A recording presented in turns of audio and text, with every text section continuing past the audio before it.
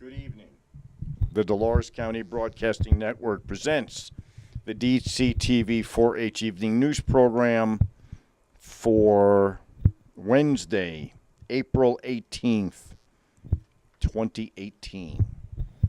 Camera people, Daniel Faulkner and Devin Harrison. Video engineer, producer, sound engineer, Edward. Teleprompter and prompter, Myra. News anchor, Nicholas Husky. Meteorologist, Hannah. And this is news director, Fidelito. And now the news. Welcome to DCTV 4-H Kids Evening News Show. Help us keep our news show on there by becoming a sponsor. You can buy a sponsorship by calling 970-677-4119. 970-677-4119. Now for the news. Following stories from the Journal. Strong winds expected tonight in western Colorado, eastern Utah. Colorado could be in for one of the worst fire seasons since 2012 and 2013. Forecasts indicate Colorado could be in for its worst wildfire year since historic fire seasons of 2012 and 2013. Leading Governor Jack Hickenlooper, fire officials warned residents on Friday to do their part to help prevent fires. An abnormally dry winter left the statewide. Snowpack 68% of average, with conditions in the northern mountains better than in the south. As of Thursday, the Animas, Dolores, San Juan, and San Miguel basins are at 36% of normal historical averages, lowest in the state. Hickenlooper said the state is better prepared in order to fight wildfires because of the increased funding and cooperation in the wake of massive blazes like the 2013 Black Forest Fire in El Paso County, destroyed nearly 500 homes, the most by a wildfire in state history. Previous year, the Waldo Canyon Fire also destroyed hundreds of homes. Fire Outlook was released as the storm brought snow to the mountains and plains. The Hickenlooper warned people should not think small bursts of moisture would ease the danger. He urged people to follow fire restrictions, a message echoed by Mike Morgan, Director of the Division of Fire Prevention and Control. We're all in this together. We live in the most beautiful state, in my opinion, in the nation. We all do our part to protect that and the quality of life that we enjoy here, Morgan said. Dry and windy weather is blamed for several grass fires this spring, including one that forced the evacuation of a small town of Bone Thursday. Last month, the fire ignited by an Army training exercise using live ammunition on Fort Carson spread to private land, destroying 2 homes in early April.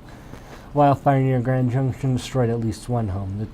The conditions were caused in part by the second consecutive La Nina year, said Klaus Wolter, a climate scientist with the Cooperative Institute for Research in Environmental Sciences in Boulder. Worse, the warm winter caused snow in all the lower mountain elevations to melt early, which could worsen the danger because that's where most wildfires occur, he said. I'm not convinced we have seen our last snow, he said. It's not all doom and gloom, it's just not a good setup. Durango City Council may prohibit sitting or lying down. City ordinance could prohibit everyone from sitting or lying down on the city sidewalks. The advocates worry it targets support. The law could improve safety downtown, especially for people with strollers and senior citizens. Mayor Sweetie Mayberry said during the law could be similar to an ordinance passed in Tempe, Arizona. An ordinance in Denver and Colorado Springs that prohibits sitting or lying on public sidewalks. Durango City Attorney Dick Nelson said. In Tempe, everyone is prohibited from sitting or lying down on a blanket, chair, stool, or object not permanently attached to the ground. The law makes exceptions for those having a medical emergency, those using a wheelchair, waiting for transportation, or attending public events such as a parade. Tempe's law also allows people to use sitting as applied by a business or to say exceptions to the sit and lie rule are common across many ordinance, Nelson said. Laws governing shifting and living on the sidewalk have been held up in court because they apply to everyone, and they do not signal out a group of people, he said. The city prohibits dog bowls and signs from obstructing the sidewalks, and he said he doesn't think people should be let to obstruct them either. The law might also help prevent sidewalk congestion. Summary, he said. BID has encouraged its business representatives to speak for the ordinance during the meeting Wednesday. Some homeless advocates question the intent of the proposed law, where it might violate the rights of those on the street. But the street sweeping ordinance is designed to target a particular group of people, said Mark Silverstein, a legal director of Colorado American Civil Liberties Union. Donna Mae Bucat, the executive director of the Community Compassion Outreach, during a nonprofit focused on homelessness, is worried that the potential law criminalizes homelessness and does not address its root causes. All states have laws like this, and so far as we can determine, they haven't done any harm. We have had some chuckles over this type of law. This story is from the Journal.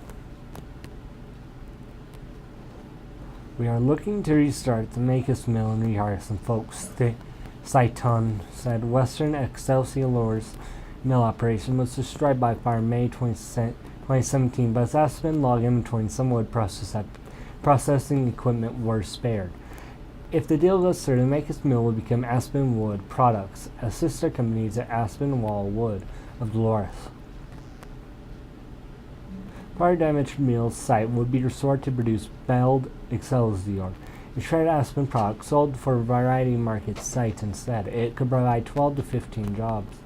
Potential purchase price was not disclosed. The mill would be rebuilt on a smaller scale than the original Western Excelsior plant, Saiton said.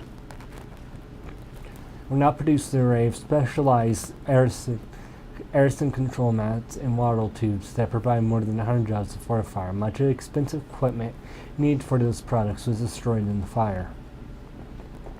Our goal will be to focus on producing the raw Excelsior that has a market for a variety of uses, Satan said.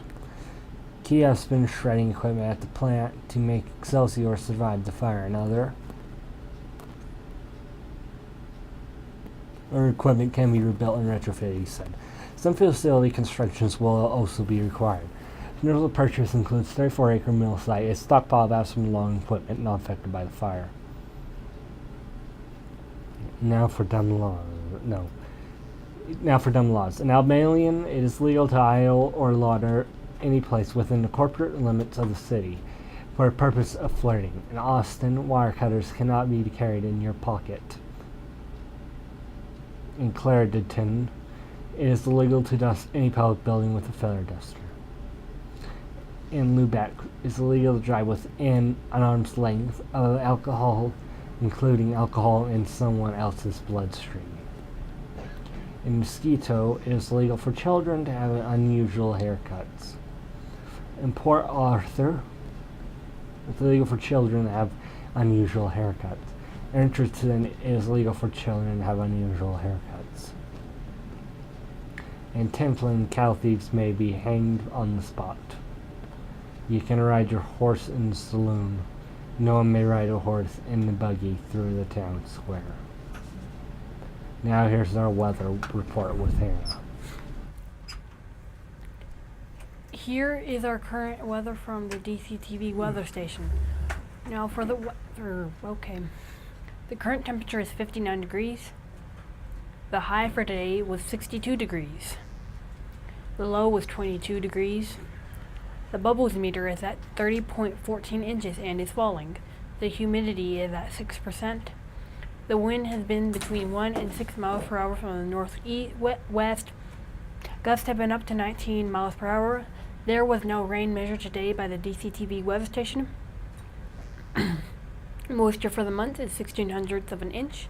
Moisture accumulation is 1.96 inches. Now for the big map, courtesy of the National Weather Service. There is rain and snow in Oregon into Nevada and California. There is snow in Wisconsin. The rest of the Pacific Northwest and West is clear. There is rain and snow from the border of Maine and Rhode Island. Rain is falling from New Jersey into the northern parts of Alabama and Georgia. So right here. Here is our exclusive DCTV 5-day forecast. Thursday, breezy, high 66, low 35. Friday, snow showers, high 52, low 33. Saturday, partly sunny, high 61, low 36. Sunday, mostly sunny, high 68, low 41. Monday, partly sunny, high 70, low 43.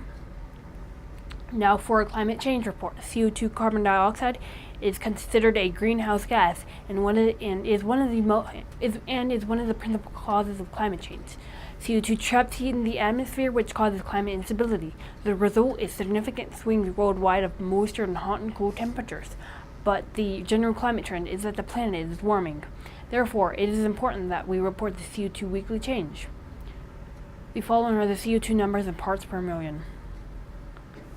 Last week, 409.47. 2 weeks ago, 409.22. Last year, 408.60. 10 years ago, 386.62. 50 years ago, 325.02. Thank you, Dr. Peter Tanz of the National Oceanographic Atmospheric Administration and Michael McGee of the CO2.Earth website for this information. Remember, you can help keep our Kids News Show on air by buying a sponsorship. To buy a sponsorship, just call 970-677-4119. Thank you. That's 970-677-4119. Thank you. Now back to our news director. That's the end of today's DCTV 4-H evening news program. This is your news director, Fidelito, saying good night and thank you for watching.